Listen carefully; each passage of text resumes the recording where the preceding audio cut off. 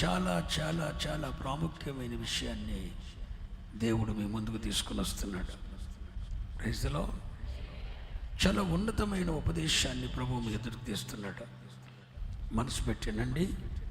చాలా సుదీర్ఘమైన వర్తమానం, కానీ నాకున్న టయాన్ని బట్టి షార్ట్ కట్లో అటు ముగించుకెళ్ళిపోతాను. నేను ఒక మాట చదువుతున్నాను. మొదటి సమూయేలు గ్రంథం 7వ అధ్యాయం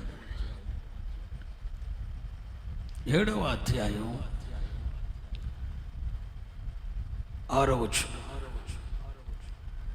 వారు మిస్పాలో కూడుకొని నీళ్లు చేది యెహోవా సన్నిధిని కుమ్మరించి ఆ దినము ఉపవాసముండి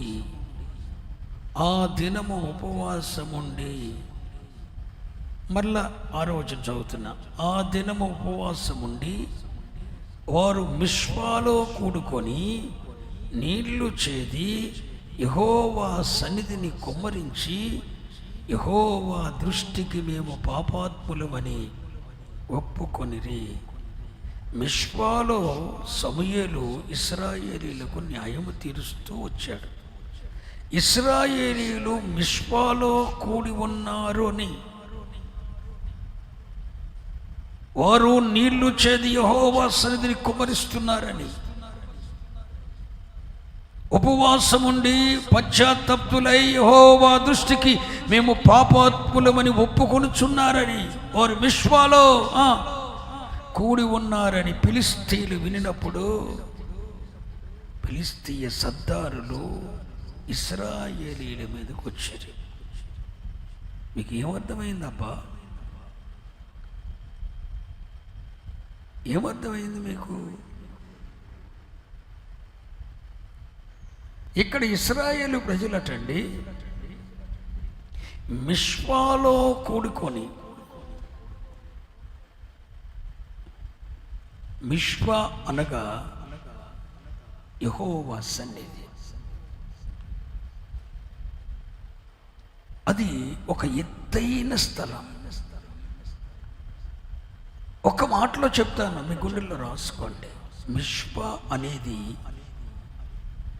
భక్తిలో ఒక రేంజ్.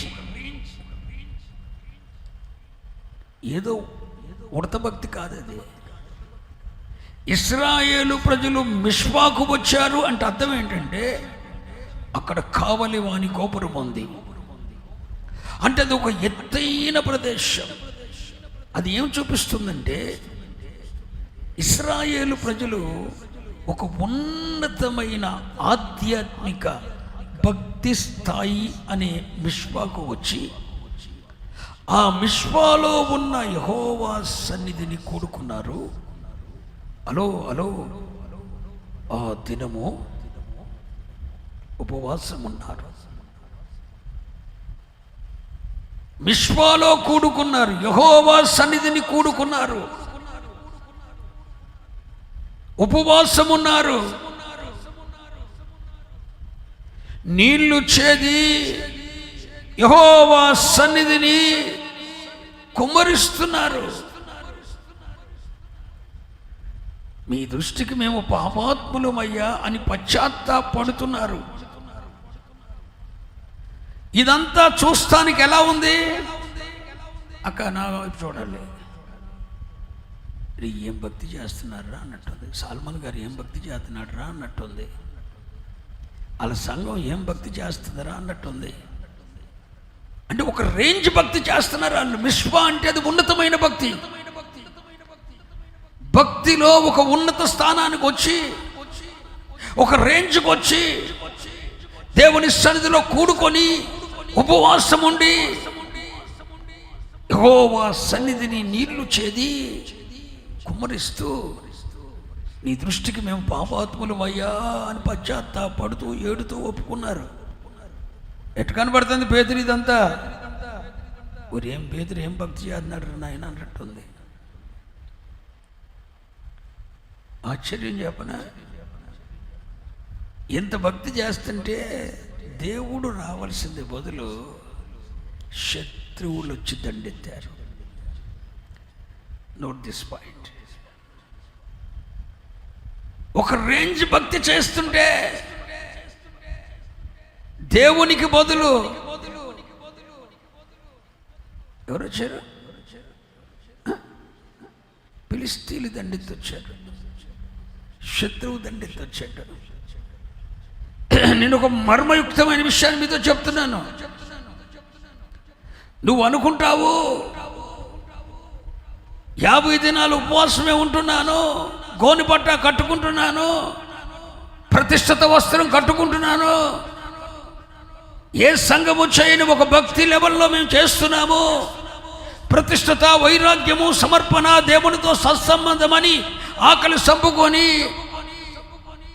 దేవుని సన్నిధిలో గడుపుతున్నాము, నీళ్లు చేది కుమ్మరిస్తున్నాము, ఆయన సన్నిధిలో పాపాలు ఒప్పుకుంటున్నాము, మనసారా ప్రార్థిస్తున్నాము, చేయాల్సిందల్లా చేస్తున్నాము. కానీ ఎందుకు ఈ సమస్యలు వస్తున్నాయి?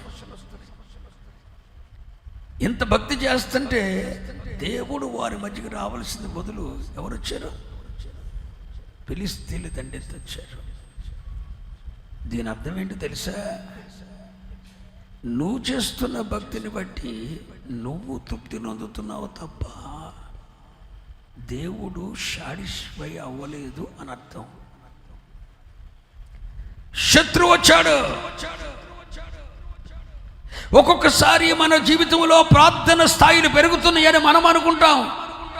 ఎల్లు గంట ఏడు చేశాను అబ్బా అని అనుకుంటావు. 2 గంటలు భలే ప్రార్థన చేశాను, భలే నడిపింపు వచ్చేసింది, దేవుని సన్నిధిలోని ప్యాన్ వేసుకొని పడుకున్నాను అని అనుకుంటావు.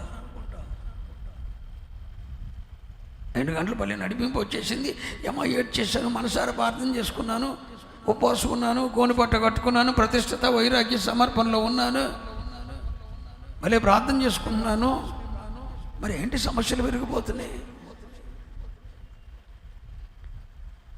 దేవుడికి బదులు ఫిలిష్తీయులు దండెత్తొచ్చారేంటి?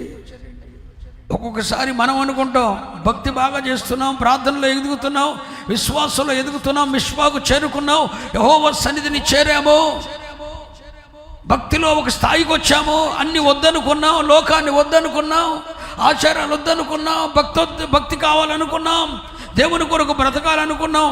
మరి ఇలా బ్రతకాలని అనుకుంటున్న కొలది సమస్యలు పెరుగుతున్నాయి ఏంటి? ఫిలిష్తీయులు ఒక ఆయన అన్నాడు, అయ్యగారు అయ్యా బాప్తీసం తీసుకుంటే శ్రమలంట కదండి అన్నాడు. ఎవడు చెప్పాడు నీకు శ్రమలని? ఎవడు నీ చెప్పింది శ్రమలని? అసలు నేను అంటాను, శ్రమ లేకుండా నువ్వు ఎక్కడ సక్సెస్ అవుతావు?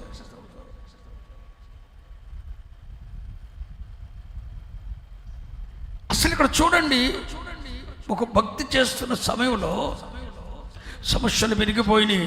ఎందుకో ఈ వాక్యాన్ని ప్రభుని ఎదురుకి తీసుకొని వచ్చాడు. 5 సంవత్సరాల బట్టి 50 దినాలు 50 దినాలు 50 దినాలు 50 దినాలు 50 దినాలు 50 దినాలు ఉపవాస ప్రార్థన చేస్తున్నావు, ప్రతిష్ఠ దినాలుగా ఎంచుకున్నావు. నీవు, నీ భర్త, నీ పిల్లలు ఉపవాసంతో ప్రార్థన చేస్తున్నావు.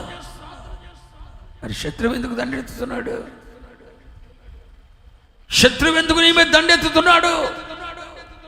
చెప్పునా ఒక మాట. శత్రువు రావటానికి గల కారణం ఏంటో తెలుసా? వాళ్ళు చేస్తున్న భక్తంతా చూడటానికి యథార్థంగానే కనబడుతుంది చూడటానికి, కానీ దుఃఖకరమైన విషయం ఏంటో తెలుసా?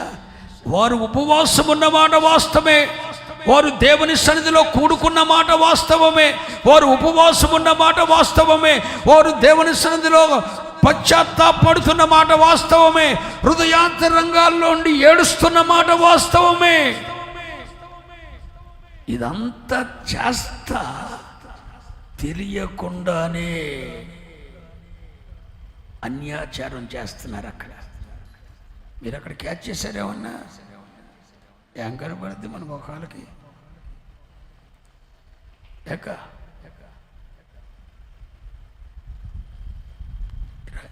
కనపడింది నీకు? ఏం చెప్పు. అదే అన్యాచారం ఏం చేశారు?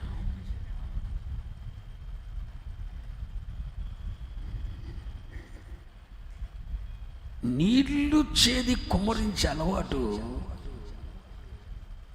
అది వాక్యానుసారమైంది కాదు.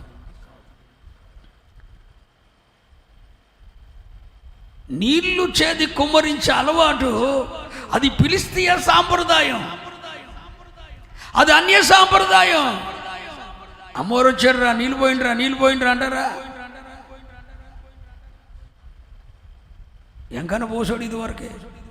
ఈ నాగడాలు ఎంతంత ఉండేది కాదండి అప్పుడు.